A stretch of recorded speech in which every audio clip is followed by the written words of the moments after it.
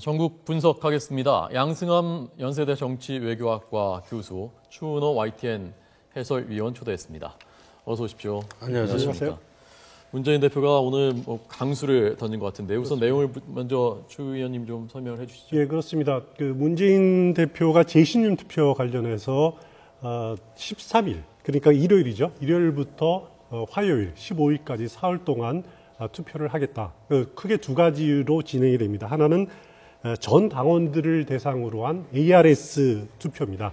전 당원이니까 대략 한 전화번호 확보가 된 그 당원이 한 150만 명 정도 150만 된답니다. 예, 그 새정치연합 주장은 그렇습니다. 예. 응답률이 대략 ARS 경우에 10%가 채 안 되니까 그러면은 한 대략 10%라고 봤을 때 한 최대 한 15만 명, 그러니까 10만에서 한 15만 명 정도의 투표가 전화 응답이 이루어질 것 같고요.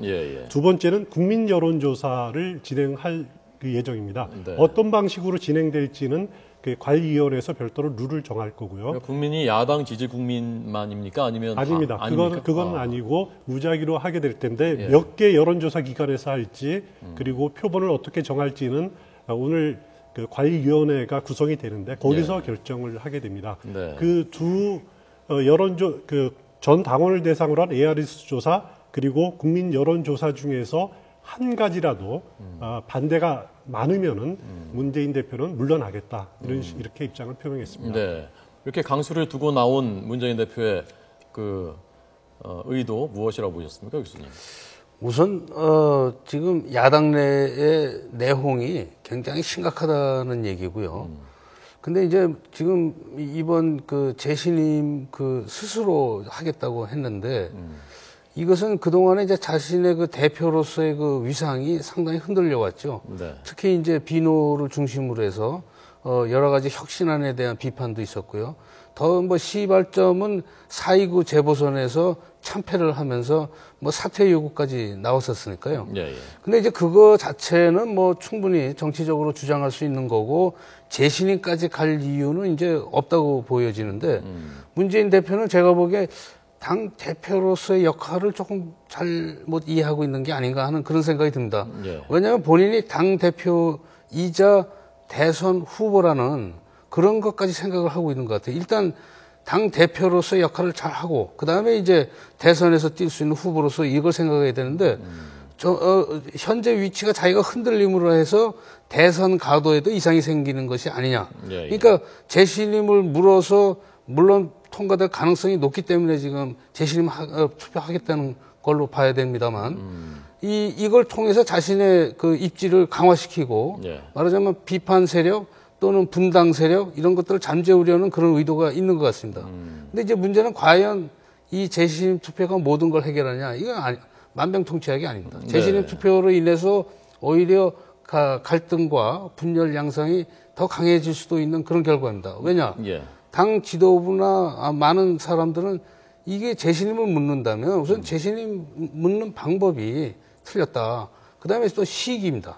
시기는 뭐냐면 지금 국정감사 시기거든요. 말하자면 이 중간에 하고 있다는 것은 19대 국회가 마지막으로 하는 국정감사를 제대로 소홀히 하게 는 그런 결과예요.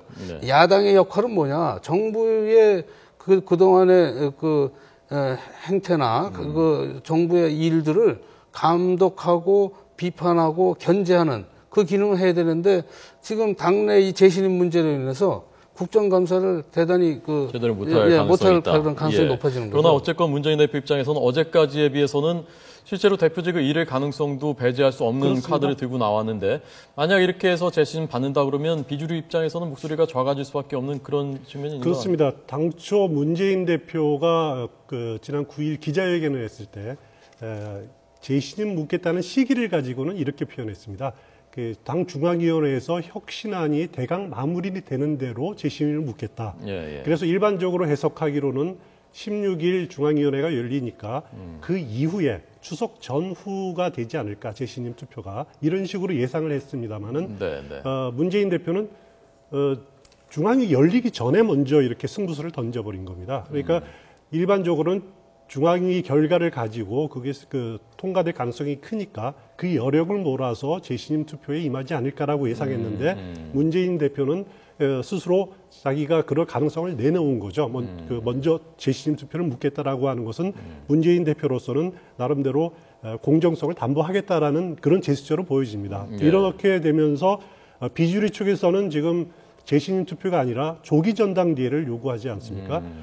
그러면서 계속 이 상황에 놔뒀을 경우 조기 전당대회 주장이 확산이 될 것이고 또 문재인계, 범친노계도 지금 분화되는 양상을 보이고 있으니까 그런 분화되는 양상을 좀 막아보자라고 해서 빠른 승부수를 던진 것으로 보입니다. 네. 또 방식에 대해서도 일반적으로 예상하기로 여론조사 그리고 권리당원 50대 50으로 하지 않을까라고 예상을 했는데 그것도 상당히 물러난 거죠. 전 당원 대상으로 또 일반 여론조사를 대상으로 어느 하나라도 반대가 있으면 자기는 물러나겠다라고 한 것은 문재인 대표로서는 어떻게 보면 승부수를 던진 거다 이렇게 생각을 해볼 수가 있을 겁니다. 이제 당장 모레부터 사흘 동안 할 텐데요. 교수님은 결과가 어떻게 될 것이라고 예측하십니까? 글쎄요, 이걸 속단하기는 그렇습니다만 전체적인 그 경향으로 봐서는 저는 재신임을 받으리라고 봅니다. 받을 가능성이 높다. 왜냐하면 지금 뭐 문재인 대표의 그 당 대표로서의 신임 여부가 관건은 아니거든요. 네네. 제일 더 중요한 것은 야당이 제대로 혁신을 해서 국민의 지지를 확보하고 총선에서 승리할 수 있느냐인데 만일의 경우 재신임에서 실패해서 문재인 대표가 사퇴를 할 경우 이건 뭐 전당대회가 불가피한 거죠. 새로운 대표를 뽑아야 되고 그러니까 사실은 어떤 면에서 재신임이 되든 안 되든 당은 굉장히 혼란에 빠지게 돼 있습니다. 그러니까 아무래도 재신임을 받아서 문재인 대표의 리더로서의 그 위상은 좀 높아질 수는 있으나 그럼에도 불구하고 반대하는 사람들은 문재인 대표의 리더십이 근본적인 문제가 아니라 친노 패권주의 이런 등등의 여러 가지 구조적인 문제가 실질적인 문제거든요. 그리고 이제 나아가서 총선에서 공천 제도가 어떻게 되느냐.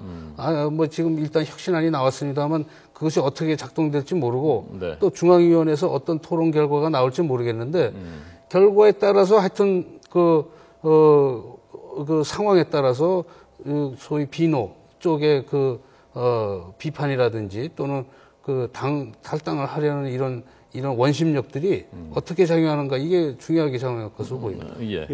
김부겸 전 의원이 오늘 이런 말을 했습니다. 문재인만으로는 총선 승리가 불가능하다.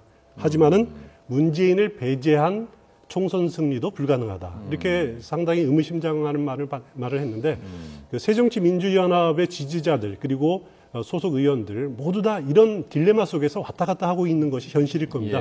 그런데 만약 문재인 대표가 재신임을 받게 된다면은 문재인 대표 지난 9일 기자회견에서 뉴 파티 수준의 재창당을 할 그런 포부를 보이지 않았습니까? 새로운 당을 만들겠다. 그렇습니다. 거의 그런 수준의 비전을 제시하겠다라고 했는데 결국 마이웨이를 가겠다라는 거죠. 그러면 그것은 결국 문재인 대표와 또 반대하는 비주류 측이 이탈 가능성이 상당히 높아질 겁니다. 그리고 만약에 문재인 대표가 재신임을 받지 못한다면 그 결과는 뭐 자명한 거죠. 현재 지도부는 와야 되는 거고 연석회의라든가 아니면은 조기 전당대회로 비대위를 구성을 해서 전당대회 체제로 가게 될 건데 결국은 새정치 민주연합 당원들 그리고 소속 의원들이 과연 문재인 체제로 내년 총선에서 승리할 수 있을 것이냐. 그리고 나아가서는 문재인이라는 사람을 대선 후보로 내세울 수 있느냐. 이런 믿음을 문재인 대표가 주느냐는 문제죠. 근데 제가 보기에는 그런 자꾸 믿음을 주는 토양들이 허물어져 가고 있는 것이 이번 사태로서 좀 드러나고 있다. 이렇게 보여집니다. 알겠습니다. 자, 교수님께서는 어제 김무성 대표 사위 마약 혐의로 재판을 받았고 집행유예 선고를 받았는데 양형도 좀 봐준 것이 아니냐라는 논란이 일고 있는데 이 문제 어떻게 보셨는지 그리고 어느 정도 이것이 앞으로 파장이 클 것으로 보시는지 그거 좀 여쭤보고 싶습니다. 김무성 대표의 사위 문제는 일단 사위 문제입니다. 김무성 대표 자신의 문제는 아니고요. 문제가 되는 건 이제 형량을 이게 뭐 어떻게 형량을 주는데 영향을 김 대표의 그 지위가 영향을 줬느냐 또 스스로 직접 영향을 미쳤느냐인데 지금까지 밝혀진 거로서는 이미 사후에 알았다는 것이고요. 네. 만일의 경우 뭐 검찰 쪽에서 이 김 대표의 사위가 될 사람이다 이런 걸 알아가지고 또 뭐 봐줘서 미리 했을 수도 있는데 요번 그 국정감사에서 나온 그 얘기 보면 검찰의 그 구형 구형을 정하는 프로그램이 있는 모양입니다. 네, 네. 거기 보면은 이제 초범의 경우 이런 경우에는 대개 2년 6개월에서 예. 6년 사이에 형량이 주어지는 게 당연하고요. 예. 그다음에 구형도 3년 구형인데 실제 선고가 3년에 집행유예 이제 4년이 된 거죠. 예. 집행유예 건이 이제 과연 봐주기냐 아니냐 하는 것이 이제 아마 초점이 될 텐데 일반적으로 뭐 초범에다가 그다음에 상당히 협조적이었다는 거 아닙니까?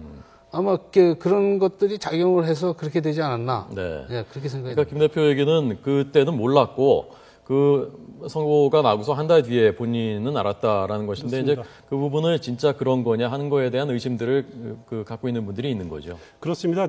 특히 그 둘째 딸 부분은 지난번에 수원대 조교수 임용 특혜 의혹까지 이뤘었던 적도 있고 그리고 또 사위까지 이러고도 있다 보니까 상당히 네티즌 특히 인터넷을 많이 하는 젊은 층에서는 여론이 굉장히 안 좋은 건 사실입니다.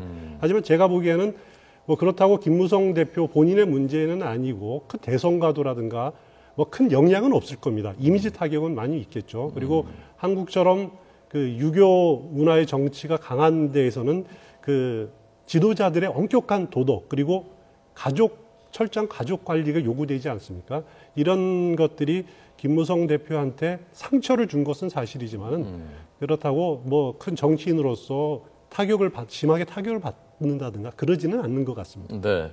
시기로 봤을 때 선거, 총선, 뭐 대선 전이 아니고 또 좀 시차가 있다는 뭐 그런 점도 영향을 주는데 어떤 그 요인이 될 것 같습니다. 오늘 양승함 연세대 정치외교학과 교수, 추은호 YTN 해설위원의 분석을 들었습니다. 고맙습니다. 네, 고맙습니다.